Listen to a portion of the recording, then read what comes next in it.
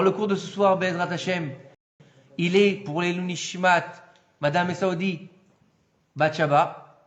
Alors, c'est une personne que je n'ai pas connue, mais j'ai beaucoup d'affect pour elle. Pourquoi? Parce qu'en fait, le premier Sefer Torah que j'ai écrit, je l'ai écrit à sa mémoire.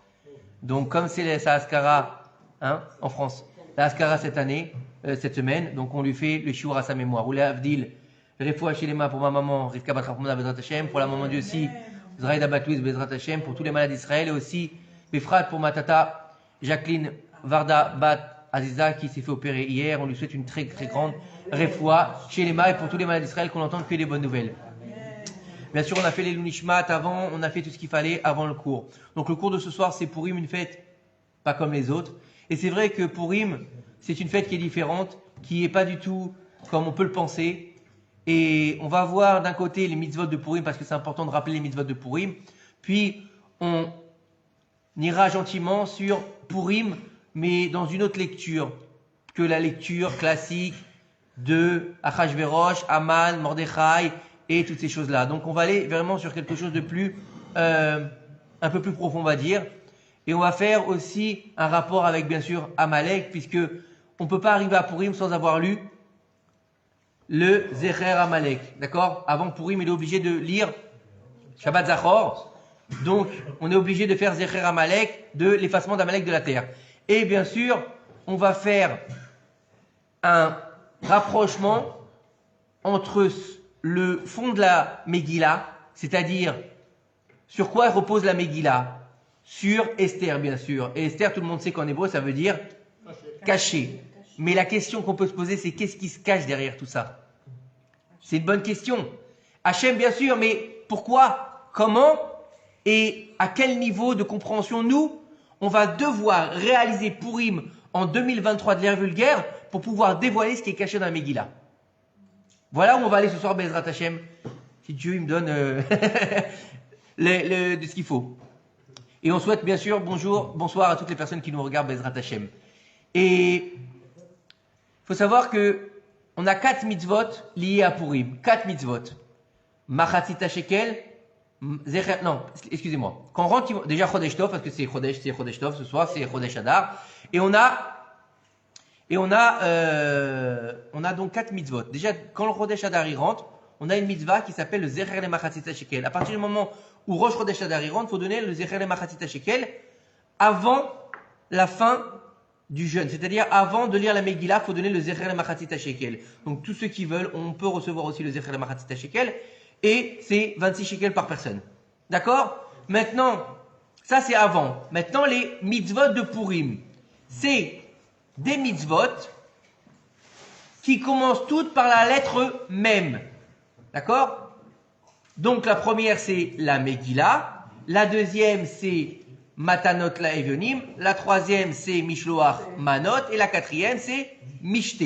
D'accord? Et toutes les mitzvot de Purim ont une particularité, contrairement aux autres mitzvot, c'est qu'elles sont fond de jour. Vous ne pouvez pas donner Mishloach Manot le soir. Il faut attendre le lendemain. Pareil pour Matanot la Evionim. Et la Megillah, c'est pour sortir du jeûne, mais en fait, toutes les mitzvot se font quand? Le Mishté, c'est la journée. Matanot la Evionim, c'est la journée. Mishloach Manot, c'est la journée. Et donc, la Megillah aussi, c'est la journée. D'accord? C'est la journée de Purim. Et donc, on va juste développer rapidement qu'est-ce que c'est. Megillah, c'est la lecture de la Megillah. Donc, c'est une lecture qui se fait sur un texte qui est le dernier texte des prophéties. C'est la dernière prophétie. C'est la Megillat Esther. Après ça, il n'y en a plus. D'accord? Ensuite, c'est un texte qui a été écrit par qui? Oui, c'est la nuit, mais aussi le jour. D'accord? Mais comme on fait toutes les mitzvot de jour, on accroche en fait cette mitzvah au jour. D'accord? Alors donc, la Megillat Esther, par qui elle a été écrite? Elle a été écrite par Mordechai et Esther sous inspiration prophétique. D'accord? Elle est écrite sur parchemin. On se doit, lorsqu'on écrit une Megillah sur parchemin, puisqu'on va bénir la Megillah, puisqu'on fait une bénédiction, bien qu'il n'ait pas le nom d'Hachem qui apparaît dans la Megillah, on se doit de faire une bénédiction avant de la lire. D'accord? Et de dire Shechianu avant de la lire. Bien qu'il n'y ait pas de nom d'Hachem, il faut quand même l'écrire l'ishma. C'est-à-dire que le sofer qui doit écrire, c'est l'Ishem Mitzvat Megillah quand il va écrire, d'accord? Et ensuite, bien sûr, il va écrire selon les halachot de Stam. Ok? C'est le seul parchemin où il n'y a pas le nom de Dieu. Dans un Sefer Torah, il y a le nom de Dieu. Dans des Mezuzot, il y a le nom de Dieu. Dans des Tfilin, il y a le nom de Dieu. Par contre, dans la Megillat Esther, et pourtant, on fait une bénédiction dessus, il n'y a pas le nom de Dieu. D'accord? Et il faut, pour la lire, ce qui est très important, il faut la dérouler complètement pour que la fin apparaisse. D'accord? C'est une condition nécessaire à la lecture de la Megillah. D'accord? Et bien sûr, il faut la lire avec un Baal Koré. Et le plus important dans tout ça, c'est de la lire Berov Am. C'est quoi Berov Am? Avec beaucoup de monde. D'accord? Plus il y a de monde, et mieux c'est. Bien sûr, étant donné que c'est un jour festif, c'est un jour où les gens sont déguisés, c'est un jour où c'est la fête, on est bien obligé de rappeler qu'il faut garder les limites de la tsniout. D'accord? Les hommes sont d'un côté, les femmes sont d'un côté, mechitza, comme il faut, et on fait ce qu'il faut comme il faut. D'accord? Et bien sûr, le Baal Koré, un bonhomme. Il vaut mieux. Silence complet. Oui, des silences complets puisqu'il faut écouter tous les mots. Ça, c'est la première des mitzvahs Megillah. Ensuite, bon, bien sûr, il y a le jeûne d'Esther, la journée donc avant la Megillah. Jeûne d'Esther pour les hommes et les femmes en bonne santé qui peuvent jeûner, etc. Tout le monde sait ce que c'est. Depuis le matin, on ne mange pas, on ne boit pas, d'accord? On rajoute dans la prière le Sefer Torah. Même si c'est pas un lundi ou un jeudi, on rajoute aussi à Mincha le Sefer Torah. Donc, bienvenue, bonsoir. Et donc, on n'oublie pas de jeûner si on est en bonne santé. Maintenant, on a fait la Megillah. Mishloach Manot, c'est quoi? Si on va devoir offrir 2 cadeaux à 2 personnes, d'accord? Quand on parle de Manot, d'accord? Si quelqu'un il offre une boîte de thon, d'accord? Une boîte de thon, ça se mange, on est d'accord? Avec une lahmania, il n'y a aucun problème. S'il va lui offrir un couscous avec une boisson, ça s'appelle Mishloach Manot. Mais s'il lui offre 2 bouteilles de coca, par exemple, c'est pas Mishloach Manot. D'accord? Et c'est à 2 personnes différentes. L'homme a la mitzvah de faire Mishloach Manot, la femme a la mitzvah de faire Mishloach Manot. D'accord? Pourquoi est-ce qu'on fait Mishloach Manot? Parce que toute l'histoire de Purim, on va le voir après, c'est une histoire d'amour. Et c'est quoi qui nous a sauvés? C'est l'amour. Vous étiez là Shabbat, non? Non, vous n'étiez pas là Shabbat? Alors, elle vous ressemble, la dame qui se sentait pas bien. C'est pour ça que je vais vous demander si ça va mieux. La fois, elle lui ressemble? Un petit peu de loin. C'est les cheveux. Alors, donc Mishloach Manot, de l'homme, de la femme. D'accord? Et bien sûr, 2 manot, comme on l'a expliqué, c'est pour ça que ça s'appelle Mishloach Manot et pas Mana. Il ne faut pas qu'il y ait un mana. Le type qui va donner juste un couscous, c'est pas bon. D'accord? Il faut par exemple qu'il y ait un couscous et un bout de pain. Un couscous et une bouteille de coca. D'accord? Bref, tout le monde sait en général comment on fait Mishloach Manot, donc il n'y a pas trop de soucis. D'accord? Et on a l'habitude de faire ça joliment. Pourquoi? Parce qu'on fait des mitzvot dans le sens qu'on les fait Zekeili Ve'anvu. Ça veut dire quoi? C'est mon Dieu et je veux l'embellir. Ça veut dire quoi? Ça veut dire on fait quelque chose de joli. Plus on met du cœur dans la mitzvah, plus la mitzvah elle est bien faite. D'accord? Donc ça c'est pour Mishloach Manot. Ensuite, Matanot Laïvenim. Matanot Laïvenim, on doit donner de l'argent aux pauvres. Les pauvres qui n'ont pas de quoi faire michter, d'accord? Ou qui sont en précarité. Il faut leur donner, donc c'est un minimum de pauvres. Et combien il faut leur donner? L'équivalent d'un repas. D'accord? Donc bien sûr, les gens qui ont les moyens, ils veulent donner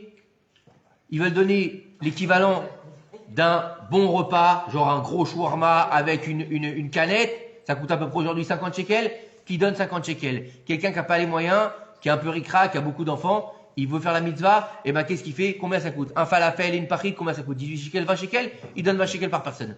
D'accord? Voilà. En fonction de ses moyens. Plus tu vas pouvoir faire, mieux c'est. Et ça, c'est en fonction de chacun son portefeuille. On n'est pas là pour rentrer dans le portefeuille. Mais bon, au moins le prix d'un repas. D'accord? Donc ça, c'était quoi? Matanot laevionim, donc minimum 2 pauvres. Maintenant, quelqu'un, il a, comment dire, Dieu bénisse, il a mis de l'argent de côté. D'accord? Il a mis un petit peu d'argent toute l'année. Et il a une petite bourse. C'est pas un argent pour faire des vacances. Il a mis de côté pour, au cas où il avait une mitzvah à faire. Et ben, ce qui est bien, et ben, il prend cet argent et le distribue aux pauvres le jour de Purim. Pourquoi? Parce qu'il met sa meach et taevionim. Il va rendre joyeux les pauvres. Et on sait très bien que Mishenir Sadar Marbin Simcha, Si le moment où il rentre Adar, il faut augmenter la joie. Donc si toi tu as de la joie, bah faut aussi que tu en donnes de la joie. Donc ça marche dans les deux sens. D'accord? Utiliser le maaser pour... Oui, bien sûr. Ah oui.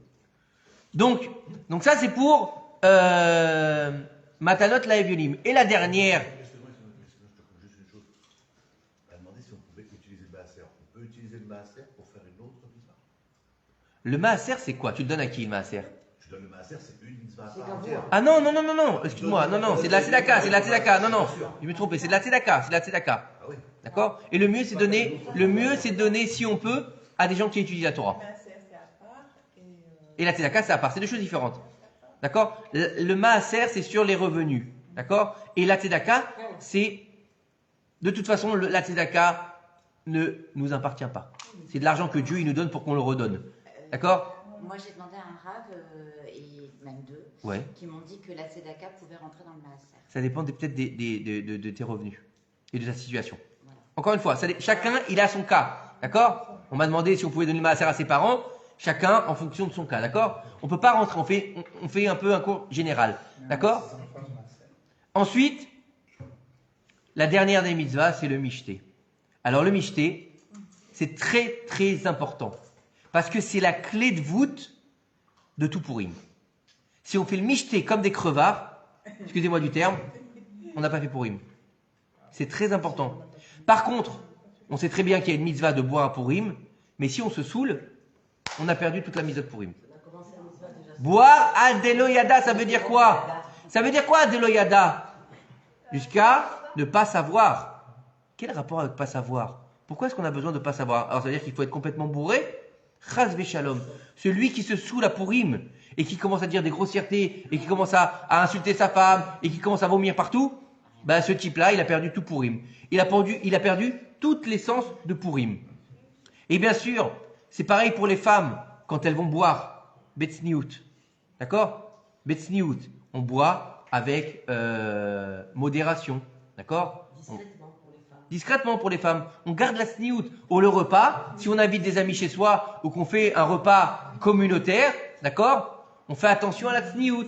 On fait attention à comment on se comporte, comment on parle, comment on boit et surtout comment on mange aussi. Parce qu'il faut savoir que lorsqu'on ne mange pas correctement, il n'y a pas de bracha. Pourquoi? Parce que c'est comme si qu'on était en train de... Excusez-moi, hein, vous allez comprendre le thème. Nos sages ils nous disent quand on ne mange pas correctement sur une table, c'est comme si on vomissait sur le misbéach. D'accord? Donc, c'est pas de moi, attention à tout ça. Hein. Donc, c'est très important de faire attention à comment on va manger et comment on va garder sa sniout à Pourim. Et n'oubliez pas une chose, c'est qu'à Pourim, celle qui a perdu sa sniout, on lui a coupé la tête. Elle s'appelait Vashti. D'accord? Donc, toujours de la sniout. Et la sniout, comme j'aime à me le répéter, elle concerne les femmes, elle concerne aussi les hommes. Les hommes, la sniout, c'est quoi? C'est que tu vas pas te mettre à délirer avec une femme qui n'est pas la tienne. D'accord? Tu vas pas te mettre à parler et susurrer des mots doux à des femmes parce que tu es célibataire et parce qu'il y a une jeune célibataire. D'accord? Tu te calmes. D'accord? Tu bois un verre d'eau et puis tu passes le michté correctement. Mais il est très important aussi de savoir que le jour du michté, étant donné qu'on se trouve à être 30 jours avant Pessah, donc de dire le jour du michté une halakha sur Pessah. Parce qu'à partir de 30 jours avant la fête, il faut parler de la fête. Comme ça nous disent nos chachamim. D'accord? Donc c'est comme ça les 4 mitzvot de Pourim qui commencent toutes par la lettre Mem en hébreu. Mem. Alors pourquoi est-ce qu'on les commence par la lettre Mem? Vous avez jamais posé des questions? Pourquoi il n'y a pas une mitzvah qui Mem, Gimel, Dalé? Comme maman. Ouais, même comme maman, donc c'est parce que c'est maman qui fait la séouda, c'est ça? Et elle, c'est la moitié de l'alphabet. C'est la lettre. Non. Parce que le Mem, il a une place particulière dans le... Hein? Il a une place particulière, bien sûr c'est déjà la lettre du Mashiach. C'est la lettre aussi de Moshe. C'est la lettre aussi qui nous parle de Mordechai. C'est la lettre aussi, mais c'est pas que ça, c'est la lettre du renouveau. Le Mem, c'est en Gematria 40. Et 40 c'est quoi? C'est l'essence du renouveau, de la naissance. Comment? Un mikvé, combien il doit avoir de litres? 40 CA. Combien de jours Moshe il est resté? 40. Dans le ciel? Non, 40 jours. Parce que s'il était resté 40 ans dans le ciel, on aurait eu un problème. On n'aurait pas récupéré la Torah. Ils sont restés 40 ans dans le désert. Pourquoi? Pour que la nouvelle génération, elle vienne. À partir de quel moment, chez nous les Juifs, on considère qu'un bébé, il vit, et c'est un bébé, 40 jours. D'accord? 40 jours, il n'y a rien à faire. C'est chas shalom. Écoutez bien ce que nous disent nos sages. Hein. Un avortement après les 40 jours, c'est considéré comme un meurtre dans la Torah. Un meurtre. Comme si, j'ai écrit ça la dernière fois, j'en avais des frissons. C'est comme si tu prends ta bagnole et parce que il expliquait là-bas, des fois il y a des femmes, nous les pauvres, elles tombent enceintes. Et le médecin, il va leur dire, ah bah, votre enfant, il a une malformation, votre enfant, il a un problème, votre enfant, il est comme si. Et qu'est-ce qu'elles vont faire les femmes? Elles vont avoir envie de l'enlever. D'accord? Et là-bas, le Rav, il dit, je comprends pas. Est-ce que, par exemple, s'il y a un handicapé qui est dans la rue, d'accord? Tu vois l'handicapé dans son fauteuil roulant, il va passer à côté de toi, il va vouloir traverser, qu'est-ce que tu vas faire? Toi, tu es en bagnole, est-ce que tu vas accélérer pour l'écraser? Oui ou non? Vous allez faire ça? Ça s'appelle un meurtre. Et bien, il dit, c'est exactement la même chose avec un bébé après 40 jours. Exactement la même chose. Dans le ciel, c'est considéré comme un meurtre. C'est pas de moi. Hein. Encore une fois, tout ce que je vous dis, c'est pas de moi. Ok? Bon, on continue maintenant. Donc, on a une Itrachout. Pourquoi? Parce que toute l'histoire de Purim, c'est la résurrection du peuple d'Israël. Puisqu'il était voué à quoi, le peuple d'Israël, pendant toute l'histoire de Purim? À mourir. Il devait mourir tout le long, depuis le début de la Megillah. Même le début de la Megillah, c'est quoi? Vayehi bime Achashverosh. Et ce fut au temps d'Achashverosh. Et Vayehi, on a cette massorette dans la Yahadout que, à partir du moment où on marque Vayehi et pas Ve'aya, c'est un langage de tsar, c'est un langage de souffrance, c'est un langage de douleur. Donc toute l'histoire de la Megillah, c'est quoi? C'est une douleur jusqu'arriver à la fin. À la fin, quand il y a la pendaison d'Aman, on sait là que Venaha for ou. Et c'est tout le thème de la Megillah. Venaha for ou. Mais vous n'avez pas remarqué quelque chose aussi? Il y a quelque chose de très particulier dans cette Megillah. Déjà, on a dit il n'y a pas le nom de Dieu. Bizarre. Déjà, avant de lire la Megillah, on est obligé de lire Parashat Zachor. Ensuite, dans la Megillah, on a des protagonistes, mais on ne sait pas exactement qui ils sont. D'accord? Vous regardez, mis à part leur titre, d'où ils viennent, où ils sont, qu'est-ce qu'ils ont fait, c'est très vague dans la Megillah. Tout est très vague en fait. Oui ou non? Et on a beaucoup de vêtements dans la Megillah. Oui ou non? Il n'était pas habillé, elle était habillée comme si. Et Mordechai, il est sorti avec 5 habits, et la cape, et le truc, et pourpre, et bleu, et le chapeau, et le cheval. Oui ou non? Qu'est-ce qu'il lui a dit? Habille, tu vas aller habiller Mordechai. Oui ou non? Vashti, elle va venir nue. D'accord? Et Esther, il lui a demandé à Gaï, l'eunuque, qui l'a servi, qu'est-ce qu'il lui a demandé? Qu'est-ce que je peux faire pour que tu proposes tu te montes à Achashverosh. Et Achashverosh, le michté, comment il est habillé? C'est des questions. Pourquoi on nous parle autant de vêtements? Ces personnages chez qui on a les protagonistes, donc principaux. Parce que c'est une relation avec le vêtement de l'âme. Essentiellement. Mais pourquoi? Quel intérêt? Parce qu'on va faire la Géoula. Et pourquoi? La Géoula. Mais quel rapport entre la Géoula et Purim? Et pourquoi on parle pas de vêtements là de l'Égypte? Mais ouais. Et pourquoi? Parce qu'on dit que la Géoula viendra et débutera par Purim. Ok, Nahon, mais Avant Parce que la Beged, Bida, Bigoud. puisqu'elle amène vers, puisque c'est Purim qui amène vers Pessah. Mais maintenant, Beged, Boged, Boged.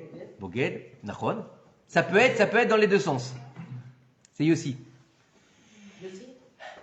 Alors, maintenant,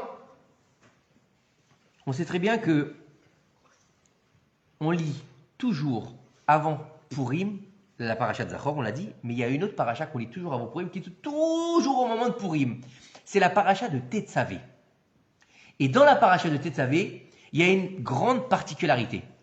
Elle commence par Veata Tetzavé. Et toi, ordonne. Et de qui on parle? Et on parle de vêtements dans la paracha de Tetzavé, exactement. Et dans la paracha de Tetzavé, on parle de vêtements. Et dans la paracha de Tetzavé, on parle des vêtements du Kohen Gadol, justement. De qu'est-ce qu'il doit avoir comme vêtements. Et il faut savoir que dans cette paracha, Toute la paracha, elle est dictée à Moshe Rabbeinu, mais c'est la seule paracha depuis le Sefer Shemot, donc depuis la première paracha de Shemot jusqu'à la paracha Vezot HaBeracha, où le nom de Moshe n'apparaît pas. Pourquoi? Parce qu'il a dit à Kadosh Baruch Hu, si tu pardonnes pas aux enfants d'Israël la faute du veau d'or, efface-moi de ton livre. Il leur a pardonné, mais comme il avait dit une parole, un tzaddik, il est obligé de la réaliser à Kadosh Baruch Hu.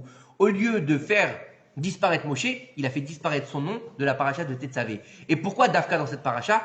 Parce que au moment de la paracha Tetzavé, c'est rapproché de Yom, du jour de la Hiloula de Moshe Rabbeinu, puisqu'il est né et il est mort le 7 Adar. C'est une semaine avant Purim. Donc Purim, si Moshe il est né le 7 Adar, Purim c'est quoi? C'est la Brit Milad de Moshe Rabbeinu. C'est la Brit Milad de Moshe Rabbeinu, le jour de Purim. Et pourquoi est-ce qu'Aman il a choisi le mois d'Adar pour faire Parce que Moshe était niftar. Il a dit ils n'ont plus la protection de Moshe Rabbeinu, donc c'est pour ça que je choisis ce jour. Ipilpour ou Agoral, c'est un tirage au sort qui est tombé sur le mois d'Adar parce qu'il manque la Hashkafa de Moshe Rabbeinu. Et donc on a dit que la Megillah, c'est Esther, c'est tout est caché. D'accord? Et que Dieu, il est caché dans toute la Megillah. Et qu'Esther, elle est cachée. D'accord? Mais on a encore un rapport aussi avec quoi dans cette Megillah?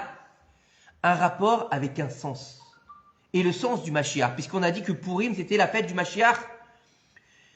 Le sens du Mashiach, il va par... Comment est-ce que le Mashiach, il va choisir? Vous avez vu ce qui se passe aujourd'hui? Hein? On veut faire sortir les gens d'Afka le Shabbat dans les rues. Pourquoi? Pour ne pas accepter les amendements du gouvernement. D'accord? Il y a une scission dans le peuple. Regardez bien ce qui se passe. Il y a un soulèvement. Les Juifs, d'accord, décident d'accepter les lois des Goïm. Écoutez bien ce qui se passe aujourd'hui. Qu'est-ce qui s'est passé à l'époque d'Achashverosh? Comment ça a commencé? Comment toute l'histoire elle a commencé? Ils ont été à un banquet. Ils ont été mangés. Il y avait et comment dire, et cette pièce elle a été reprise, cette histoire elle a été reprise par beaucoup de monde. Beaucoup de monde. D'ailleurs, même Racine, il a écrit Esther. Mais le banquet, qui est-ce qu'on a parlé? Platon, il a parlé du banquet. Et c'est quoi le banquet? C'est une histoire d'amour. C'est bizarre tout ça. Oui ou non? C'est bien bizarre. Il y a des liens avec tout ça. La nourriture, c'est un rapport d'amour. Hein. La nourriture, ça rapproche. Puisque comment on signe un contrat? Au restaurant. Oui. Est-ce qu'on mangeait cachère à l'époque? C'est une très bonne question.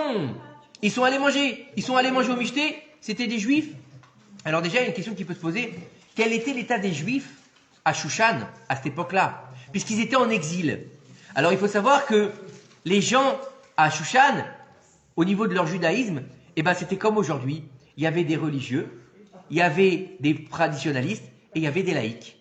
D'accord? À tel point que le Rav Uri Cherki, il a dit, vous savez ce qu'il a dit?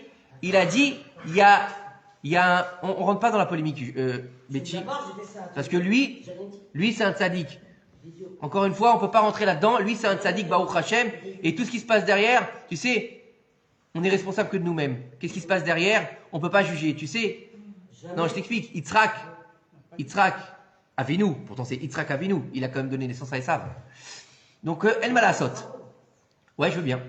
Mais il dit quelque chose, il dit qu'il y a un midrash qui dit que, écoutez bien, et j'ai été surpris quand j'ai entendu ça, il dit qu'il y a un midrash qui dit que Mordechai, c'était un juif assimilé à la base.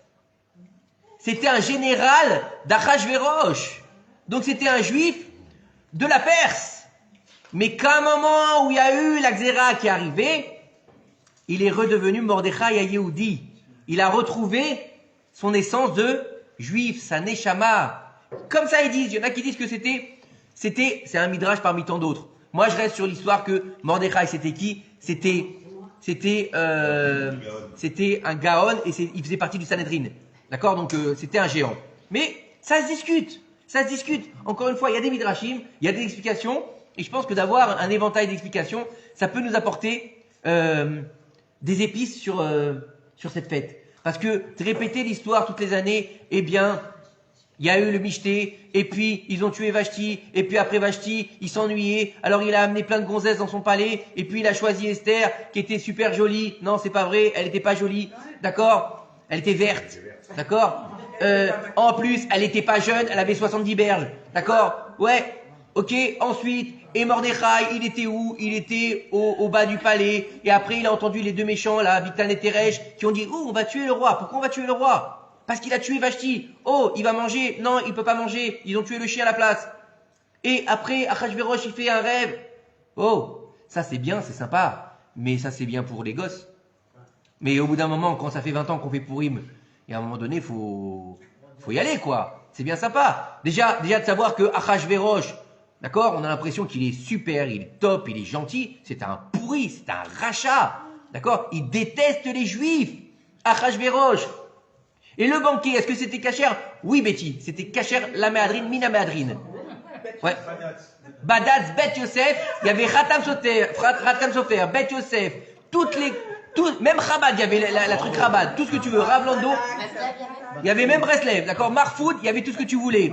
Mais le problème qu'il y a, c'est que quand tu vas rentrer, t'installer dans un banquet qui a été fait par des goyim, il y a la Touma. Et la Touma, comment elle va passer? Parce qu'elle a commencé par manger cachère. Mais le vin qu'ils ont servi, il était cachère, la méadrine, mina méadrine. Mais il fallait s'enivrer. Non, c'était le Mashgiach, c'était Mordechai. Il fallait s'enivrer, jusqu'au moment où ils ont pu faire la différence avec le vin cachère et le vin taref. Et ils ont fini par fauter avec les femmes non juives. D'accord? Mais ça ne mérite pas non plus la mort, on l'a expliqué la semaine dernière. Et vous allez comprendre maintenant. Ils savaient qu'ils allaient avoir les chevaliers? Non, c'est autre chose. C'est autre chose. Écoutez bien. Bonjour tout le monde. Bonsoir plutôt. Écoutez-moi bien. Vous allez voir, c'est extraordinaire. Où est-ce que ça se passe? L'histoire de Pourim. En Chutz Laaretz. On s'en fout. On est en galoute. Donc déjà, c'est un point à prendre. On n'est pas en Israël, on est en galoute. Donc déjà, il y a l'âge pas de la galoute. D'accord? Ça, c'est une première chose. Deuxième chose. D'accord? On pense que d'aller manger cachère, c'est pas grave.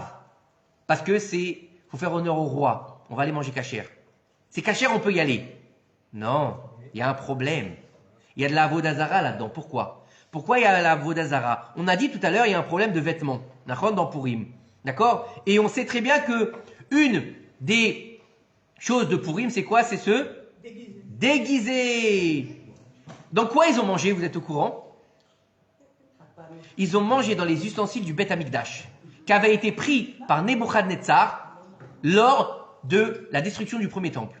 Puisque l'histoire de Pourim se passe entre la destruction du premier temple et la reconstruction du deuxième temple, les 70 ans d'exil par Nebuchadnezzar, d'accord? Que son petit-fils, il s'appelait son petit-fils, il s'appelait Belshazzar, qui avait une fille qui s'appelait Vashti. Donc Vashti, c'est l'arrière-petite-fille de Nebuchadnezzar qui a détruit le temple. D'accord? Et qui c'était? C'est pas la synagogue, on est dans la grande salle. Et qui c'était? Attendez, vous n'avez pas compris encore. Qui c'était? Achashverosh. C'était celui qui ramassait les excréments des chevaux de Belshazzar. Il a trouvé, il nous dit le Midrash, il a trouvé les trésors cachés de Nebuchadnezzar et il est devenu immensément riche. À tel point, qu'est-ce qu'il faisait, ce Achashverosh, à partir du moment où il a découvert. Alors le Midrash, il nous raconte que, comment ça s'est passé? Nebuchadnezzar, c'était un grand malade. D'accord? C'était un nain agressif. D'accord? Ouais. Un nain agressif, d'accord? Qui était très violent. Comme ça, il nous dit le Midrash, lorsqu'il allait faire une guerre contre un autre pays, d'accord? C'était son kiff de prendre le roi de ce pays, de l'accrocher nu dans la salle des trônes, de le badigeonner de sauce et de tous les jours couper un petit morceau pour le manger. D'accord? Ouais, il est un malade. D'accord?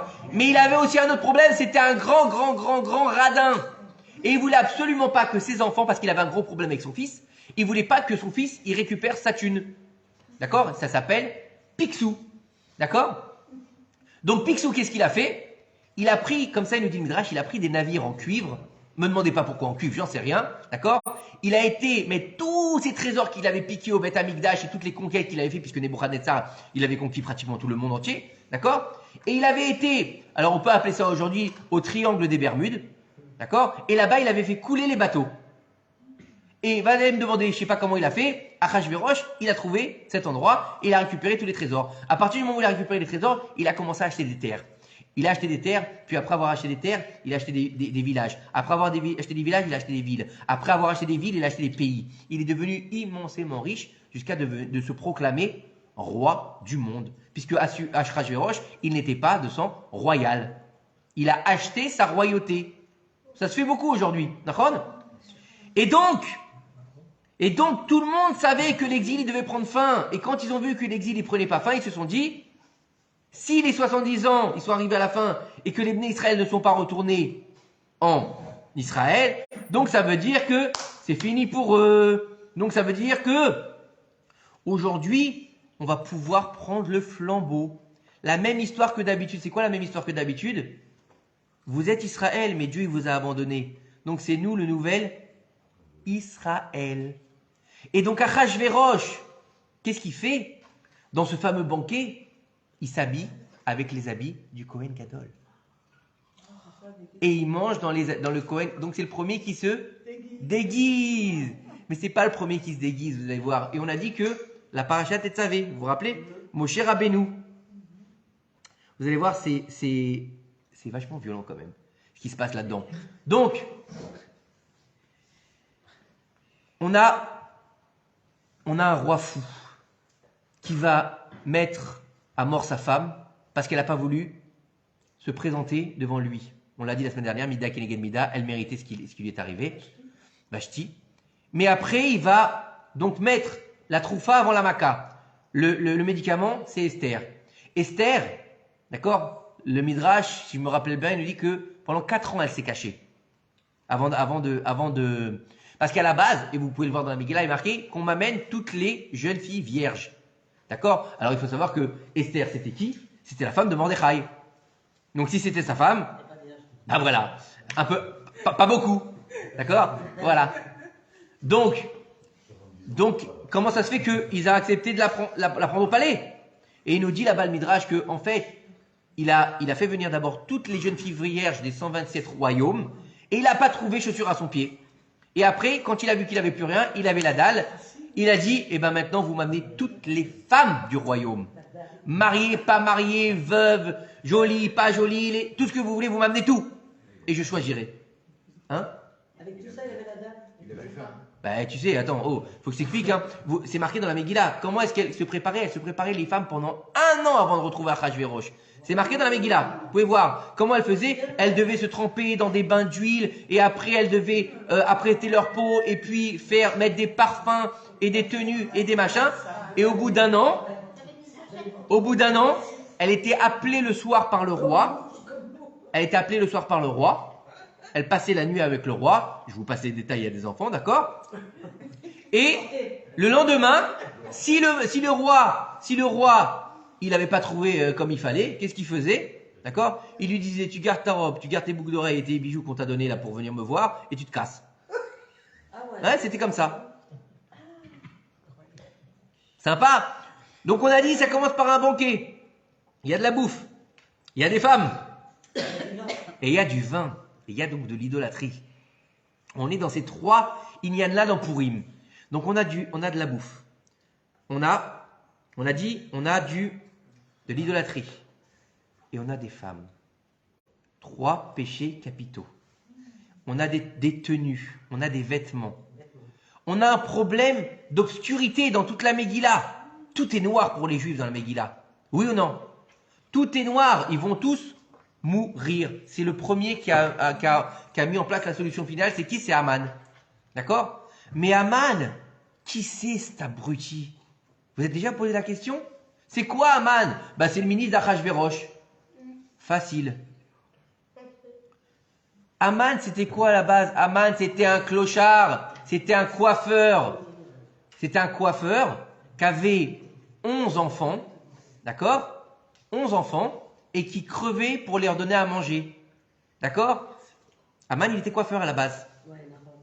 Et il a fait fortune lui aussi. Et il est devenu le conseiller d'Achashverosh. Et en fait, qui est-ce qu'a, vous allez voir, tout se recoupe. Qui est-ce qui a donné à Achashverosh le conseil de tuer Vashti?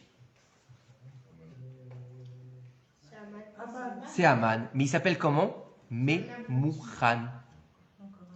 Memouchan ou Mouchan. Il est prêt. Il est prêt à quoi? Il est prêt à prendre la place du roi. Je commence par Vashti et je finis par Achashverosh. C'est ça toute l'histoire de Purim. D'accord? C'est son plan. Mais dans cette histoire, on a un roi qui va tomber amoureux d'une femme qui s'appelle Vashti. D'accord? Qui s'appelle Esther, pardon. Il est amoureux de Vashti aussi. Mais il tombe amoureux d'une femme qui s'appelle Esther. D'accord? Cette femme-là, elle va lui transformer la tête à ce Achashverosh. D'accord? À tel point que lorsqu'elle va lui annoncer qu'elle est juive, puisqu'il y a un décret royal, il aurait dû la tuer. Non, il est amoureux d'elle. Il ne peut pas la tuer. Donc il fait exécuter Aman. Bon, ça, on ne fait pas spoiler, hein, parce que tout le monde connaît la fin de l'histoire. Hein. D'accord? On n'est pas en train de voir une bande-annonce. D'accord? Mais, écoutez bien. On est avec ce Aman. Où est-ce qu'il va tirer sa force, ce Aman? D'où est-ce qu'il vient, ce Aman? Qui c'est Aman? Puisque c'est un coiffeur qui servait à rien. Quelle force il a? D'où il tire son essence pour se lever et dire aujourd'hui, je fais la solution finale? Il faut quand même avoir une sacrée force de Toum'a. Oui ou non? Ça résonne vachement quand même. En plus, vous êtes loin, donc ça me fait crier. Baruch Hashem, c'est une belle salle. C'est une belle salle, Baruch Hashem. Et écoutez bien. Et on a dit aussi tout à l'heure, retenez bien tout ce que je vous dis parce que vous allez voir comment ça va s'imbriquer tout à l'heure, c'est extraordinaire. Donc on a dit aussi que l'histoire de la Megillah, elle se passait quel jour? Dans l'absolu, le jour de la Brit Mila de Moshe Rabbeinu. D'accord? Et on sait très bien que dans la Megillah, on n'a pas du tout le nom d'Hachem. Si on lit ça, on va dire que c'est une histoire qui est... C'est des causes à effet, c'est des événements qui se sont produits, qui ont fait que le peuple juif a été libéré. Il n'y a pas de miracle dans la Megillah en fait. Il n'y a aucun miracle. Comment dire, c'est une histoire de contes avec des choses qui se passent, des histoires de royauté, etc. Mais on n'a pas de miroir. Bah oui, je parle fort, je fais pas exprès, t'es marrante. Donc, on n'a pas de... Tout se passe donc dans la nature. Et pourquoi c'est une mitzvah d'écouter la Megillah? Parce que ça te concerne. Ça te concerne parce que tu as été sauvé. Parce que sinon tu ne serais pas là. Écoutez bien. Donc tout se passe dans la Megillah, dans la nature. Mais dans la nature, elle se passe, la Megillah. Mais quel jour elle se passe? On la lit quand? Le jour de la Brit Mila. Quel chiffre? Et le chiffre 8, c'est où? Au-delà de la nature. C'est le chiffre par essence du juif. Vous allez comprendre. Écoutez bien. On continue. Aman, c'est un rachat ou c'est un tzaddik? Un rachat. Achashverosh, c'est un tzaddik ou c'est un rachat? C'est un rachat. Mordechai, c'est un tzaddik ou c'est un rachat? C'est un tzaddik. Esther, c'est une tzaddika ou une richette? Une tzaddika. Donc on a d'un côté les gentils et de l'autre côté les méchants. Ça fait très film d'action, je trouve. D'accord? Hein? Peut-être. Mais non, ça fait Zé, Léo, Matzé, Asa Elohim. D'un côté, on a les forces du bien, de l'autre côté, on a les forces du mal. Ça s'appelle les Jedi, je crois. Non? Et écoutez bien, mais toute cette histoire de bien et mal, quand est-ce que ça a commencé? Ça a commencé à la création du monde. Adam Arishon. Où est-ce que Haman y tire sa force? Il y a marqué dans le Zohar que Rabbi Shimon Bar Yochai, il dit, Rabbi Shimon Bar Yochai, donc c'est pas moi, hein, attention, il dit, les Juifs, ils ont été punis dans un décret. Pourquoi? Parce qu'ils ont été au banquet de ce rachat. Ils ont été mangés de ce que leur a proposé ce rachat. C'est qui ce rachat-là? Non, dans la Megillat Esther, c'est qui? Vous allez me dire, c'est pas Achashverosh.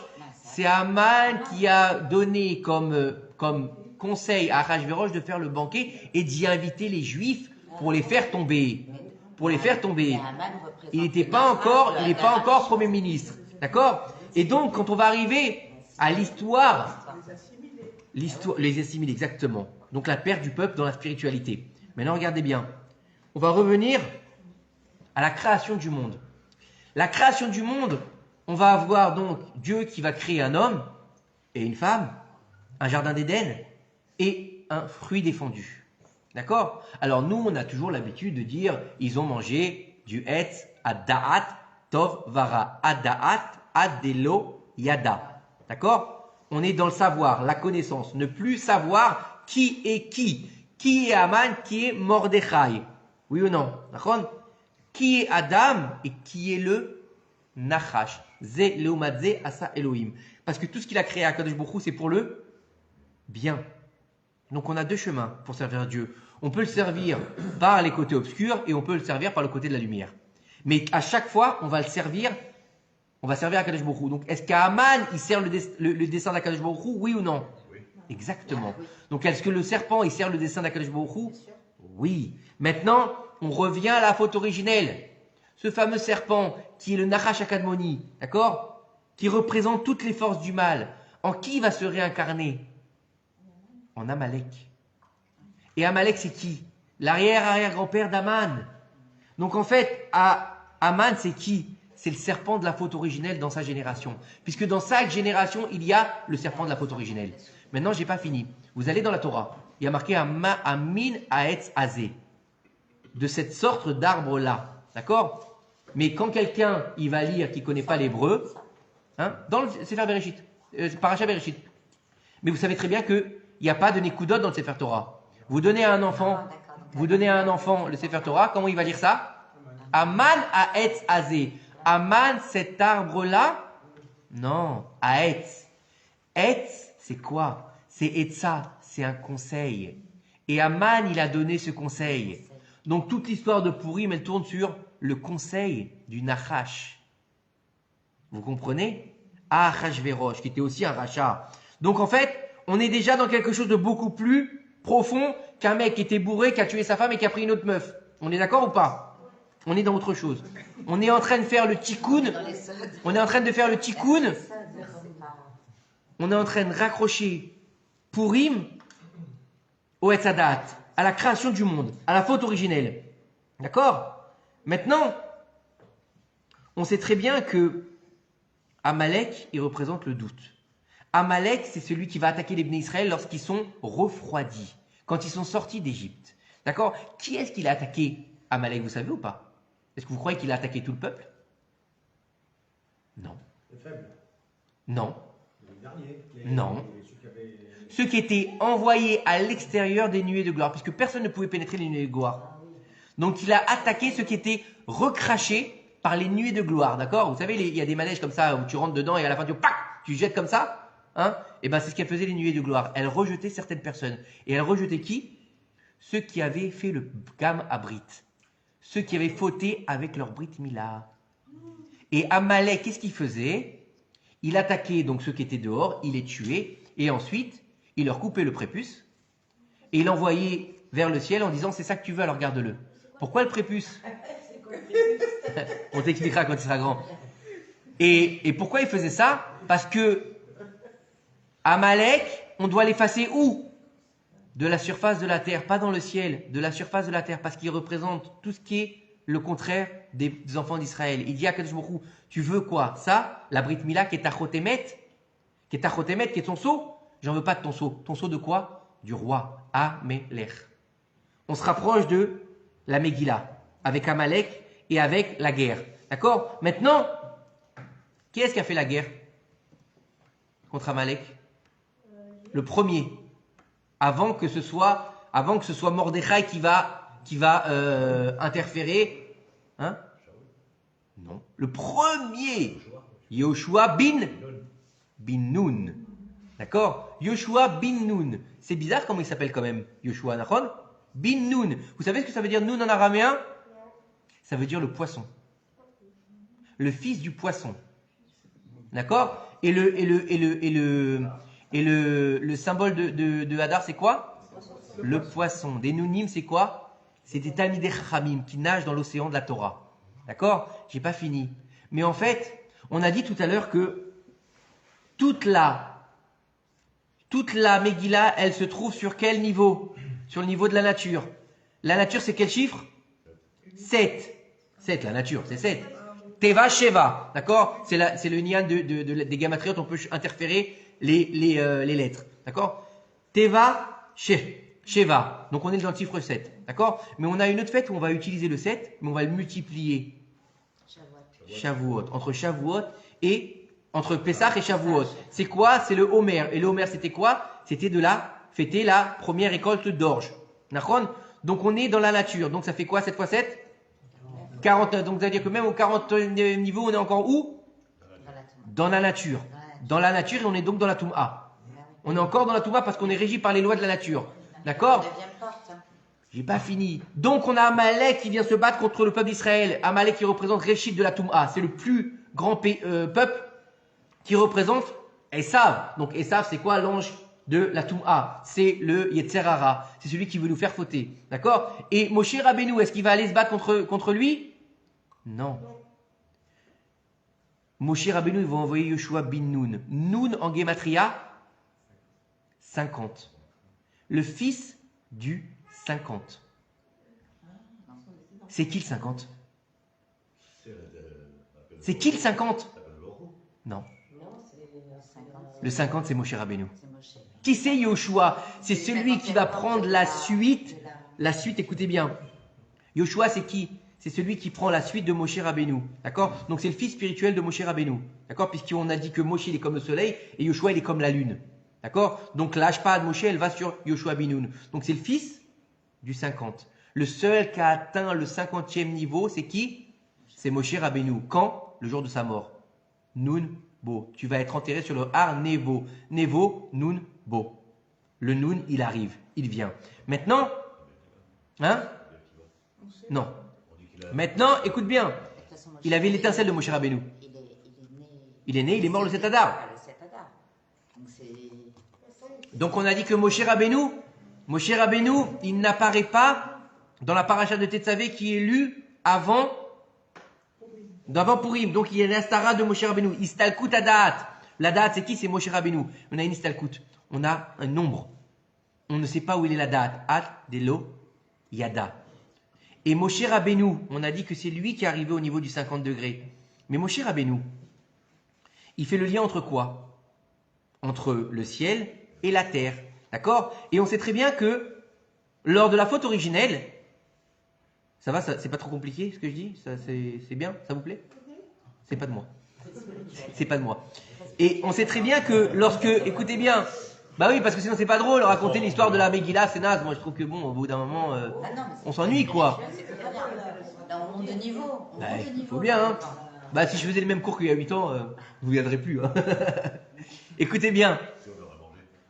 Lors de la faute originelle, on sait très bien que Dieu, lorsqu'il a créé Adam et Chava, il les a créés avec des coutonneuses or. Or avec un aleph. Donc c'est des habits de lumière. Et lorsqu'ils ont fauté, il leur a fait des coutonneuses or avec un aïn. Donc des habits de peau. Donc il leur a fait la peau. D'accord? Il leur a fait la peau, ouais, justement, c'est le cas de le dire. Alors il y en a qui disent qu'il leur a fait des habits en peau. Il y en a qui disent qu'il leur a fait la peau. Que la peau qu'on a sur nous, ça a été fait après la faute originelle. Vous avez compris? Maintenant, attendez, c'est pas fini. Mais or, comment ça s'écrit en hébreu? Aïn, vav, resh. Mais si tu le lis sans les nikoudot, ça peut être lu comment aussi? Hiver. Aveuglé. On est aveuglé. On voit rien. Non, pas été. On ne voit rien. L'obscurité. On est dans l'obscurité. C'est une autre On me dit tu as une bonne façon d'interpréter le cours en mode jeune. Bah oui, sinon ce serait nul. Aïn Vavresh, ça peut être aussi Avar. Oui, aussi, mais c'est une fête du futur. Non, c'est un bête Avar. Elle a raison. Mais de toute façon, c'est une fête du futur. C'est une fête du futur puisque ça fait de la Géoula Purim. J'ai pas fini. D'accord? On a dit que Moshe Rabbeinu, il n'apparaît pas. Mais Moshe Rabbeinu, d'accord? Prenez les lettres de Moshe et inversez-les. Ça donne quoi? Hachem. Moshe n'apparaît pas dans la paracha de Tetzavé et Hachem n'apparaît pas dans la Megillat Esther. Vous voyez le rapprochement? Maintenant, on a parlé tout à l'heure de déguisement. Tout le monde se déguise dans la Megillah. D'accord? Achashverosh, il se déguise en Kohen Gadol. Vashti, elle se déguise en Shrek. D'accord? Puisqu'elle a une corne qui lui pousse. La Tsaraat, elle a la lèpre. D'accord? Ce soir-là, vous lui dites de venir nue. Elle vient pas parce qu'elle n'a pas envie de venir se montrer toute nue. Au contraire, elle kiffe. C'est une exhibitionniste. D'accord, Vashti? C'est une débauchée sans limite. D'accord? C'est pas qu'elle veut pas. C'est que ce soir-là, elle se regarde dans la glace avant de venir. Et puis tout d'un coup, horreur. D'accord? Elle s'est fait toute belle. Elle allait faire la douche, le truc, les crèmes de beauté. Et avant de partir chez son mari, d'accord? Elle se regarde dans la glace. Et là, elle voit qu'elle a une corne. Elle est remplie de lèpre. Il nous dit le Midrash. Et elle a une queue de dragon qui lui est poussée. D'accord? Donc, Shrek. Ok? Et encore Shrek, il devait être beau. D'accord?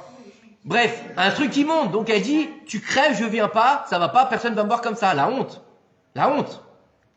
Donc Mida Keneged Mida. D'accord? Elle se déguise. Esther. Esther, elle s'appelle pas Esther. Elle s'appelle pas Esther, elle se déguise en Esther. Esther, c'est un nom à la base perse, pas juif. Elle s'appelle Hadassa à la base. Elle s'appelle Hadassa, donc elle se déguise aussi. Elle est la femme de Mordechai, elle se déguise en quoi? En femme d'Achashverosh. Tout le monde est déguisé. Mordechai, tout d'un coup, pendant un moment donné dans la Megillah, il est comme en sac VFR. Il est habillé en endeuillé. C'est un déguisement. Mais à un moment donné, il est sur le cheval royal d'Achashverosh, avec une cape, avec les habits royaux, avec le chapeau du roi. Il est déguisé en roi. C'est un déguisement. Mais qui c'est le premier qui se déguise dans la Torah?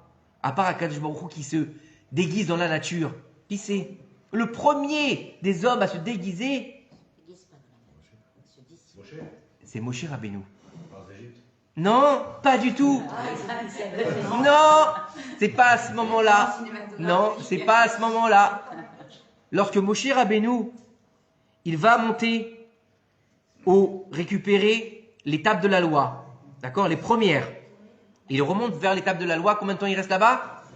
40 jours, le chiffre même, on le retrouve encore une fois. D'accord? Itratchout, on l'a dit au début du cours. Moshe Rabbeinu, quand il redescend, il voit quoi? Le veau d'or. Toute l'histoire du veau d'or, on ne rentre pas là-dedans, c'est pas le fait. Mais l'histoire du veau d'or, elle se répète, elle se répercute sur Purim aussi. Puisqu'il y a eu un problème d'idolâtrie, on en a parlé la semaine dernière. Pour ceux qui n'ont pas idée, regardez le cours de la semaine dernière. Maintenant, écoutez bien. Moshe Rabbeinu, il descend. Et il prend sa tente et il sort du camp. Et lorsque les béné Israël ils viennent le voir, qu'est-ce qu'il fait? Il se cache le visage. Parce que son visage, il est keren or. Il est un visage qui a des...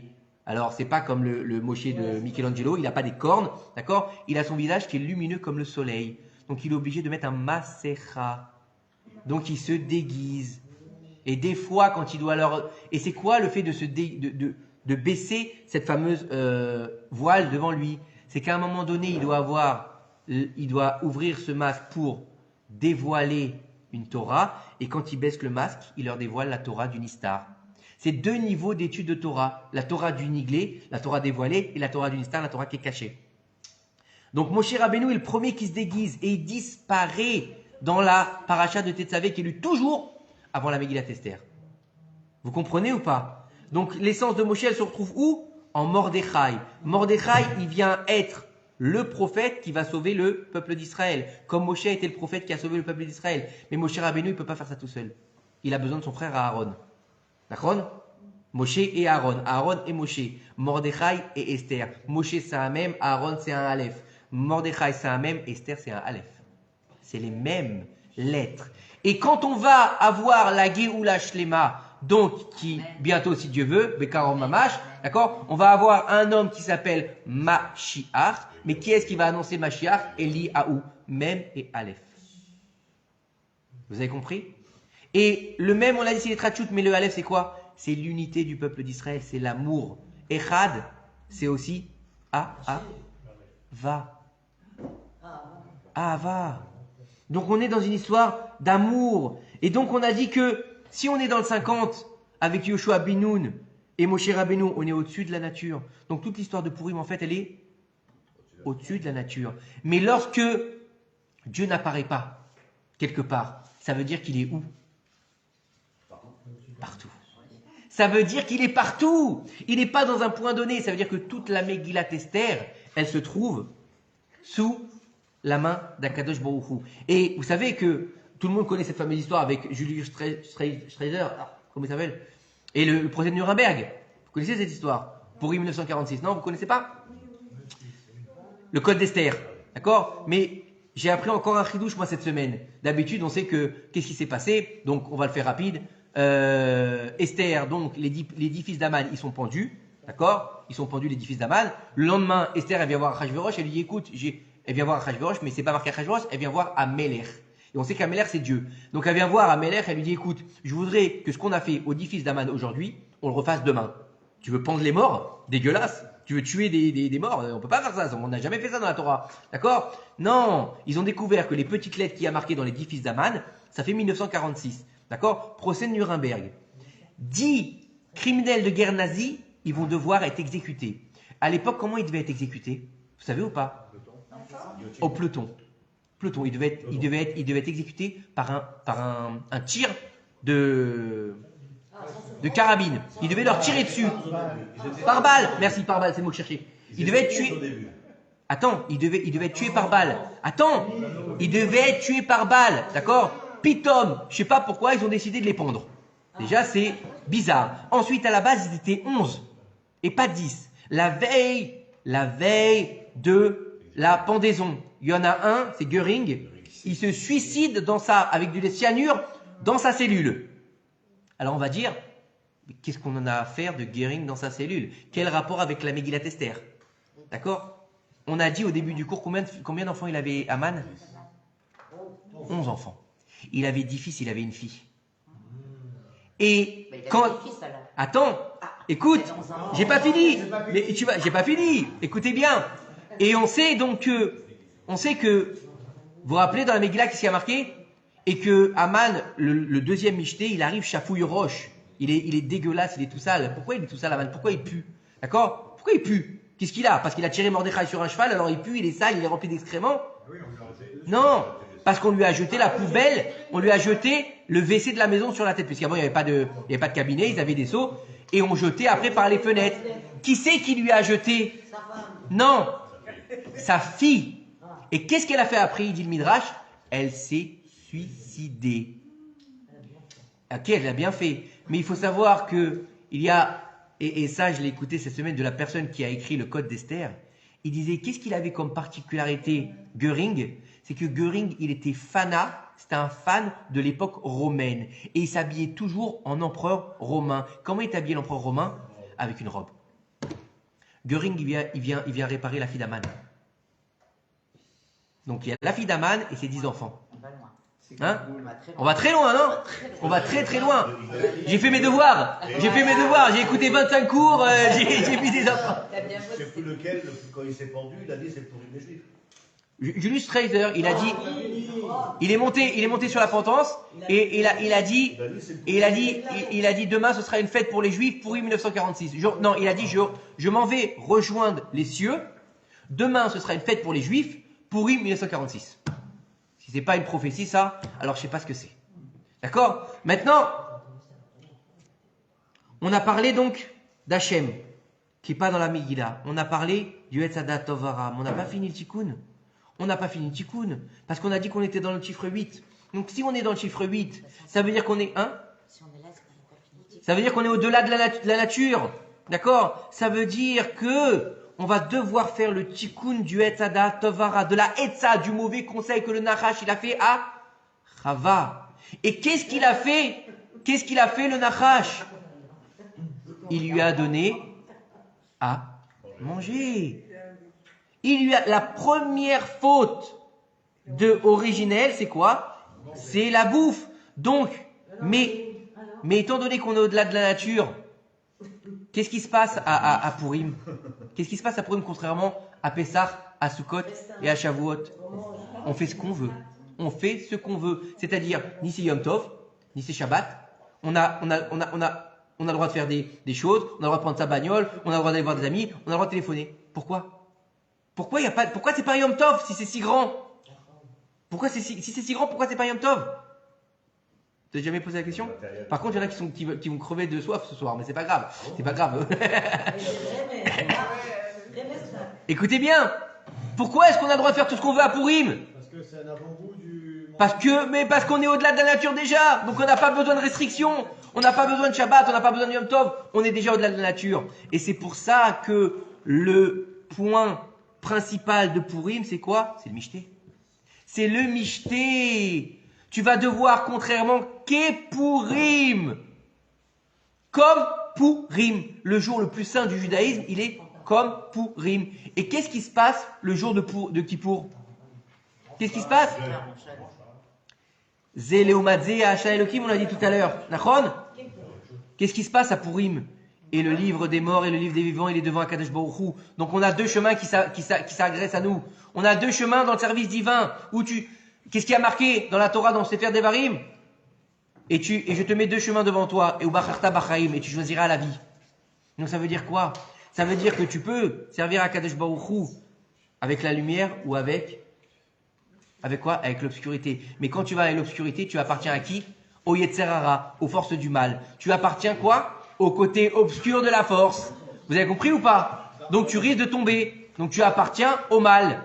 Mais le mal et le bien, en fait, il n'a de niveau que ici. Ad Delo Yada. Est-ce que je sers à Kadosh Baruch Hu par le Nachash ou en faisant les mitzvot? Est-ce que je sers à Kadosh Baruch Hu en étant Mordechai ou en étant Aman? Puisque les deux, ils servent à Kadosh Baruch Hu. Mais dans deux optiques différentes. Mais le but, il est quoi? Il est toujours de servir Hachem. Puisque Dieu, il a besoin de ces deux côtés pour que le monde, il existe. D'accord? Donc en fait, lorsqu'on va continuer dans cette idée-là qu'on a développée, où est-ce qu'on va à Pourim?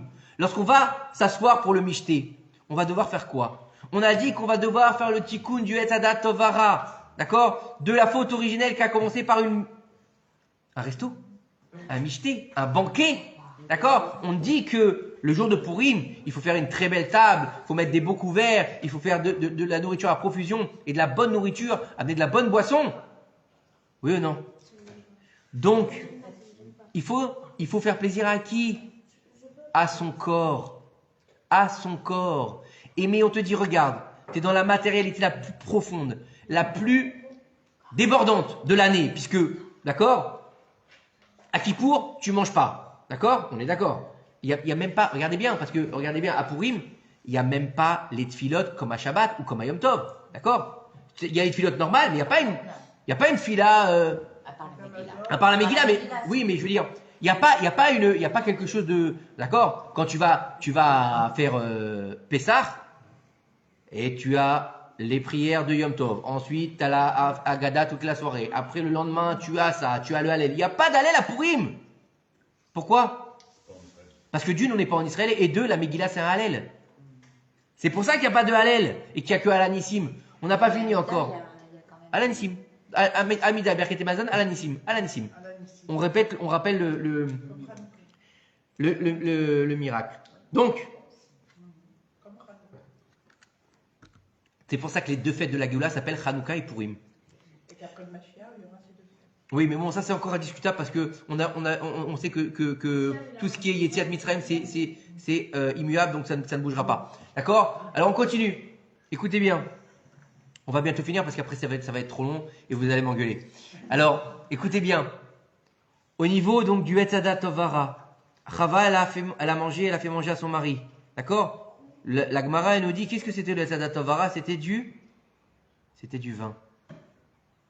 Nirnas yayin yotzesod. Tu dois boire Adelo Yada. Ça veut dire quoi Adelo Yada? Tu dois aller faire la réparation de l'art de la connaissance du bien et du mal. C'est pas que tu dois boire jusqu'à t'enivrer et ne plus savoir qui tu es. Non, Adelo Yada, de ne plus savoir le savoir, de ne plus avoir la connaissance. Quand est-ce que Moshe Rabbeinu il atteint le plus haut niveau? Quand il ne savait plus.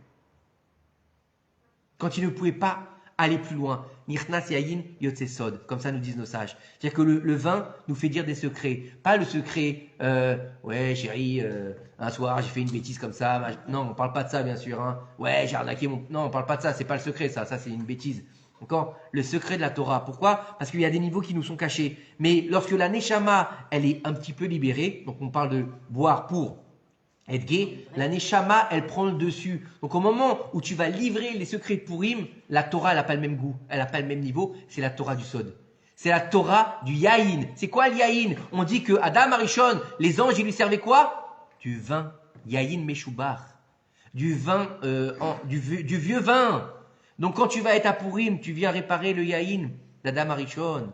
D'accord? Et moi je peux vous dire, hein, Baruch Hashem, Daniel il est là pour le savoir. Les Dvar Torah de Purim, c'est pas le même niveau. C'est pas le même niveau. C'est Démarrage. Bon, moi, je suis là pour témoigner. Démarrage de son shiur. à Purim. Après Mais un c'est Purim. voilà, autre chose.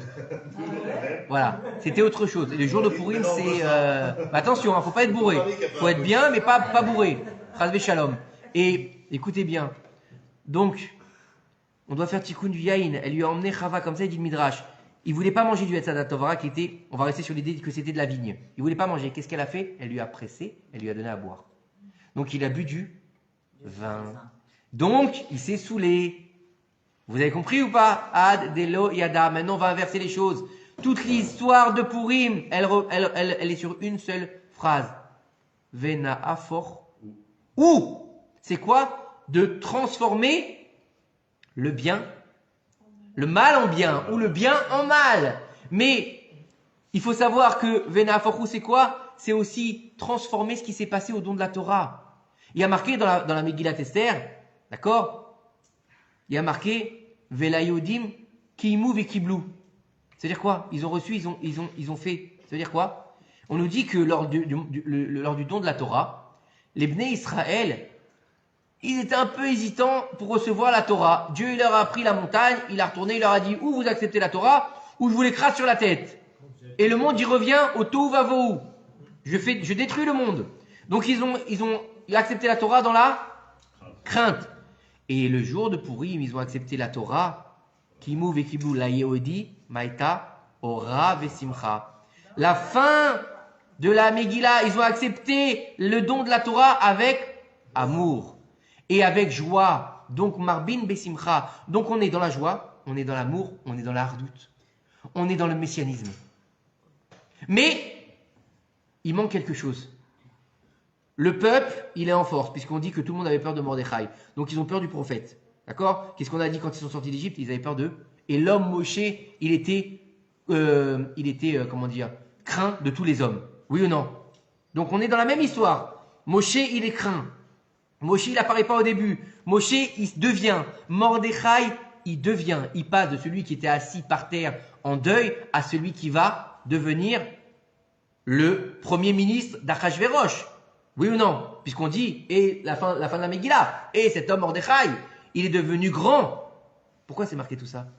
Mais on dit la Yomadi Maïta Ora Vesimcha. Donc on a le peuple qui est en unité. Oui ou non? On a le peuple qui est respecté. On a un prophète, puisque c'est un prophète Mordechai. D'accord? On a Esther qui a prophétesse. Donc on a Moshe, on a Aaron. On a Mordechai, on a Esther. Donc, on a de la hardoute. On a de la Torah, on accepte le don de la Torah. Donc, normalement, qu'est-ce qui aurait dû se passer?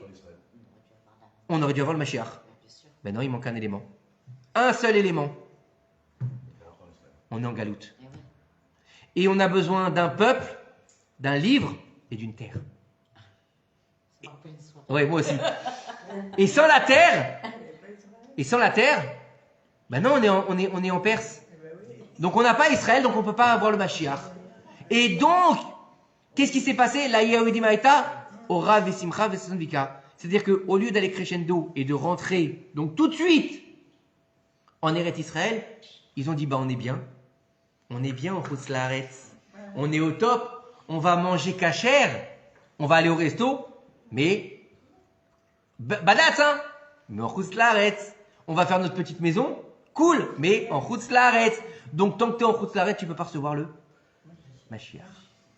Il aurait fallu qu'on rentre. Vesason Veika, c'est quoi? Ora Vesimcha. On a une lumière qui, au lieu d'être en crescendo, elle descend. Ora, c'est la plus grande lumière. Ora, c'est la plus grande lumière, puisque lorsque on va parler de Ora, Or, c'est quoi? C'est la création du monde. Vahi, Or. Donc en fait, la Yehudi Maïta Ora Vesimcha. Donc on aurait dû rentrer en Israël, on aurait dû recevoir à ce moment-là la lumière. Quelle lumière on parle? Or Haganouz. La lumière cachée pour les tzadikim. On aurait dû rentrer en Israël, le dévoilement, enlever le masque. Elle est là toute l'histoire de Purim. On aurait dû enlever le masque, mais nous on a préféré garder le masque. On a préféré avoir ce masque de Chutz La'aretz et qui a fait qu'on a perdu. Qu'on a perdu quoi? Qu'on a perdu la délivrance finale. Vous comprenez ce qu'on a perdu à Purim? Donc lorsqu'on va devoir faire la fête de Purim, on va devoir se mettre dans l'état d'esprit qu'on va devoir faire le tikkun de quoi? Du Etz Hada'at Tovara Adeloyada pour laisser de côté notre Sechel à nous, petite personne, d'accord? Qui est limitée, puisqu'on est des êtres humains, d'accord? En disant, non mais tu comprends, si je vais en Israël comme ci, comme ça, non si je vais comme ça, c'est comme ça, non si je fais ça, non, oublie tout. Bien sûr, attention, hein. On est bien d'accord, quand on fait la Aliyah, faut pas faire ça n'importe comment. Faut la faire, mais correctement. Pas comme certaines personnes qui font n'importe quoi. Non, non. Faut être quand même un minimum, d'accord? Surtout quand on a des gosses, faut être quand même un peu raisonné. D'accord? Mais faut y aller. Maintenant, comment est-ce qu'on va faire? On va devoir faire le tikkun de tout ça. Bah, c'est se dire que lorsque je vais être à Purim, où est-ce que je me projette? Où est-ce que je vais à Purim? Est-ce que quand je vais aller écouter ma Megillah, je vais juste écouter une belle histoire? C'est pas un feuilleton sur Netflix, la Megillah. Je vais pas regarder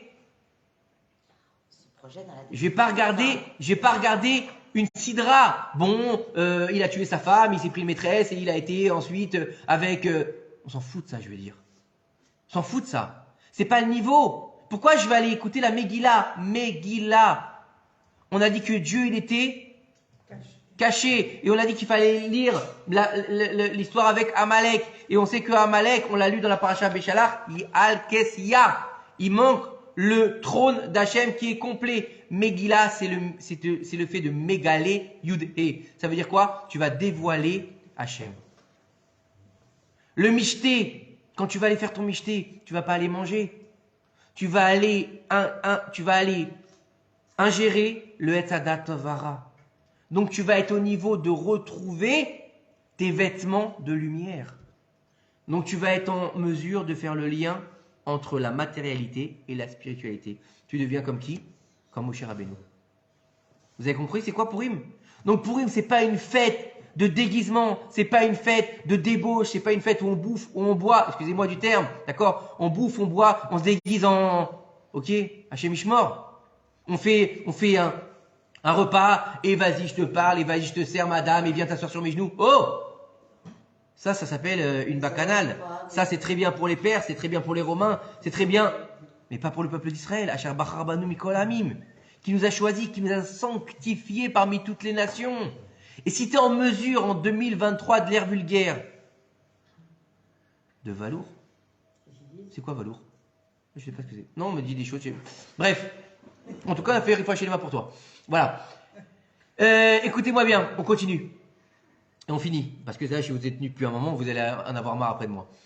Le Inyan, il est comment? Cette fête de Purim, qui est exceptionnelle, qui est plus grande que Kippour. Kippour, d'ailleurs, on aurait dû être, Mamash, on aurait dû être 100 ce soir. Parce que les gens n'ont pas mesure de savoir qu'est-ce que c'est Purim.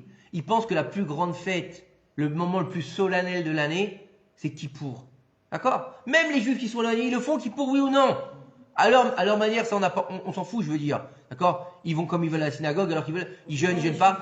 C'est pas notre problème. C'est pas notre problème. Ça, encore une fois, chacun à son niveau. Mais tu vas dire à n'importe quel juif, d'accord? Moi, je fais Kippour, à ma manière, mais je fais Kippour. Tu lui dis, tu fais Purim? Parce que ça veut rien dire Purim pour moi. D'accord? Tout est arrêté en Israël pour Purim. Pour Kippour, pardon. D'accord? Il n'y a pas de bagnole, il n'y a pas de machin. C'est hyper solennel. Mais qu'on n'a rien compris. Le jour le plus solennel de l'année, celui qui vient fermer l'année, c'est Purim. Celui qui vient nous rapprocher de la Géoula, c'est Purim. Celui qui vient nous donner la capacité de faire le tikkun du Etz Hadat Tovara, c'est pas Kippour. Pourquoi c'est pas Kippour? Parce qu'à Kippour, t'as pas le droit de manger, t'as pas le droit de boire, t'as pas le droit d'avoir des relations.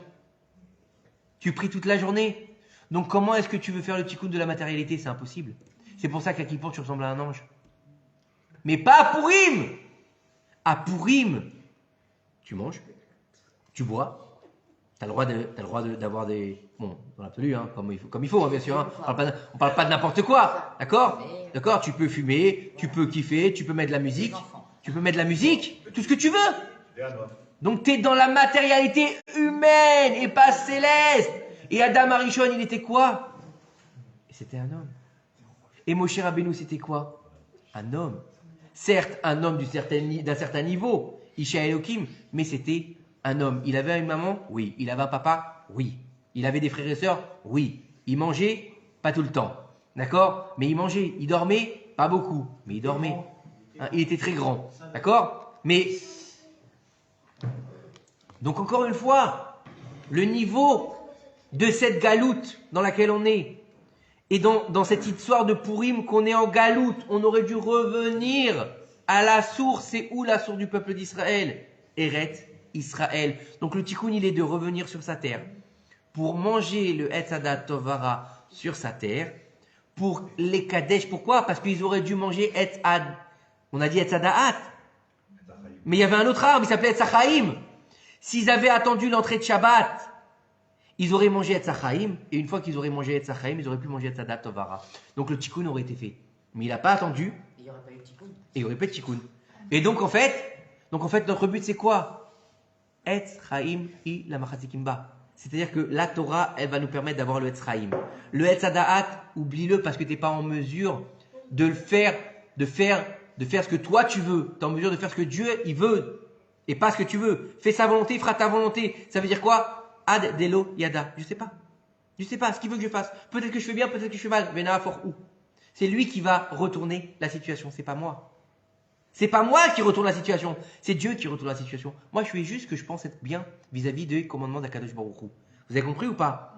Donc, tout ce que je vais faire le jour de Pourim, je vais me rapprocher de quoi?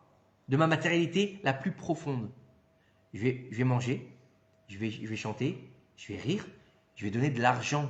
On a une question d'argent, on a une question de manger, on a une question de se déguiser avec des vêtements, d'accord? Pour réussir à se raccrocher à la spiritualité de l'avant-faute originelle. Vous avez compris ou pas? L'avant-faute originelle. Et tout ça, il est caché où? Il est caché dans la Megillat Esther, il est caché dans la paracha de Tetzavé, il est caché avec Moshe Rabbeinu, avec Yoshua Binoun, avec Mordechai et avec Esther. Et qu'est-ce qu'on a dit au début du cours? Et on va finir là-dessus si Dieu veut. On a dit au début du cours que c'est la fête du Mashiach. Et comment il va choisir? Il va choisir le Mashiach qui est réellement un juif et qui n'est pas un juif. Vous savez comment? Avec le nez.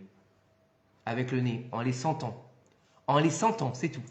Il va dire, toi, t'es pas un juif. Allez, dégage. Toi, t'es un juif. Toi, t'es... Ah, rien qu'avec le nez. Pourquoi avec le nez? Quel rapport avec le Mashiach et le nez? Et quel rapport avec Pourim et le nez? Le mois d'Adar, c'est le mois du nez. Quel rapport? C'est le seul sens qui n'a pas fauté à la faute originelle. Elle a vu, elle a écouté, elle a pris et elle a mangé. Mais elle n'a pas senti. C'est le seul sens qui n'est pas tombé sur la faute originelle. Et Adassa, Esther, c'est quoi Adassa? C'est de la myrtille? C'est ça, comme ça on appelle ça? Non. De la myrte. Non, c'est la myrte. Myrte. Oui, c'est de la myrte. Et la myrte, qu'est-ce qu'elle a comme particularité? Elle sent bon. C'est un parfum. Mordechai, c'est aussi le parfum. Donc la fête de Pourim, elle a en symbole le parfum de la liberté, le parfum de la myrte, merci, le parfum de la Géoula, le parfum de Mordechai et Esther, et de Moshe et Aaron, Mashiach et Eli. Ah où? Donc on est où en fait dans la fête de Pourim? On est dans la fête par excellence de la Géoula, parce qu'on est capable de faire rentrer le yaïn pour faire sortir le sod. Et c'est le sod qui va nous amener la Géoula. Et c'est pour ça que nos sages, ils nous disent, toutes tendances confondues, écoutez bien, toutes tendances confondues. J'en ai écouté des rabbins, de toutes les tendances, d'accord? Des kippas rougot, des kippas rorot, des litaïm, tout ce que tu veux. Tous les rabbins, aujourd'hui, te disent, si tu veux rapprocher la Géoula, étudie la chassidoute. Pourquoi la chassidoute? Parce que la chassidoute, c'est la pnimiut Torah. C'est l'intériorité de la Torah. Ça veut dire que c'est la Torah cachée. Elle est cachée où? Pas à l'extérieur. C'est pas du Zohar. Elle est cachée en toi ou dans ton cœur. Donc en fait, quand tu vas étudier la chassidoute, tu vas sortir le sod. Vous avez compris ou pas? Donc en fait, tout ça, c'est quoi? C'est de réussir à devenir quoi? Devenir ce pourquoi on a été mis sur terre. Asher Bachar Banu Mikola Amim. mais pas comme un ange, comme un homme. Donc quand tu manges, tu bois, tu n'oublies pas une chose, c'est que tu fais ton Dvar Torah. Tu manges Betsniout, tu bois avec modération, tu chantes des chants. Ad Delo Yada. Ne plus savoir où tu es. Pourquoi? Parce que tu es dans les mains d'Akadosh Baruch Hu. Parce que c'est lui. Bah bien sûr, Birkat Amazon. Mais n'oubliez pas une chose. Vena Fochou. On a l'impression qu'aujourd'hui que, écoutez bien, on va finir là-dessus si Dieu veut. On a l'impression aujourd'hui que, quand on voit ce qui se passe dans le monde entier, hein, et en Israël, Bifrat, d'accord? Aujourd'hui, qu'est-ce qui se passe? Il n'y a plus de dirigeants. C'est le balagan partout. En France, ils n'ont plus d'électricité. Il n'y a plus d'électricité en France, vous êtes au courant? Vous êtes pas au courant? C'est un grand balagan. Toutes les entreprises, d'accord, ils ont des gros problèmes pour l'électricité, pas les particuliers. Par exemple, mon oncle, il a une auto-école, d'accord? Il a quelques voitures électriques, d'accord? Quand il branchait ses voitures électriques, il en a 3, hein, d'accord? Il payait 80 € par mois d'électricité, d'accord, pour faire la recharge de ses voitures. Avec les réformes qu'ils ont passées en France, 580 € par mois il paye, d'accord? Il y a un boulanger qui est obligé de fermer parce qu'il a reçu une facture d'électricité de 100 000 €. Parce que l'électricité pour les professionnels, elle a augmenté parce qu'il y a 24 centrales électriques qui sont à plat et donc ils font venir l'électricité d'Allemagne. Et donc ils les taxent à mort. D'accord? Non, c'est parce que c'est indexé sur le prix du gaz. Non, mais il y a aussi ça, aussi parce qu'ils les font venir là-bas. D'accord? Bref, ils n'ont plus d'électricité. Parce qu'il y a la guerre en Ukraine. D'accord? Il y a la guerre en Ukraine. D'accord? Ici, regardez. Ici, il y a les tremblements de terre. Il n'y a pas que ça. Regardez le clivage aujourd'hui qui se passe en Israël. Regardez qui descend dans la rue. La gauche contre la droite. Mamash, c'est un clivage. Là, c'est vraiment les anti-religieux contre les religieux, puisqu'ils veulent réformer la Cour suprême, que ce soit plus eux qui décident de qui est juif, qui n'est pas juif. Est-ce qu'on a le droit de faire Shabbat? Est-ce qu'on n'a pas le droit de faire Shabbat? Oui ou non? Et quel jour ils demandent qu'on descende dans la rue? Le jour du Shabbat. Dafka. Pourquoi Shabbat? Parce qu'on veut détruire la Yahadout. On veut détruire ce qui nous rapproche d'Akadosh Baruch Hu. Donc en fait, on est exactement dans Ad Delo Yada. Eux, ils savent qui servent le côté obscur et les autres, ils servent le côté de la lumière. Donc on est vraiment dans cette guerre en fait du Nachash contre la lumière. Donc on est mamash dans le tikkun de la faute originelle et c'est pour ça qu'on est proche de la délivrance finale. Baruch Adonai Olam, amen va amen. Amen.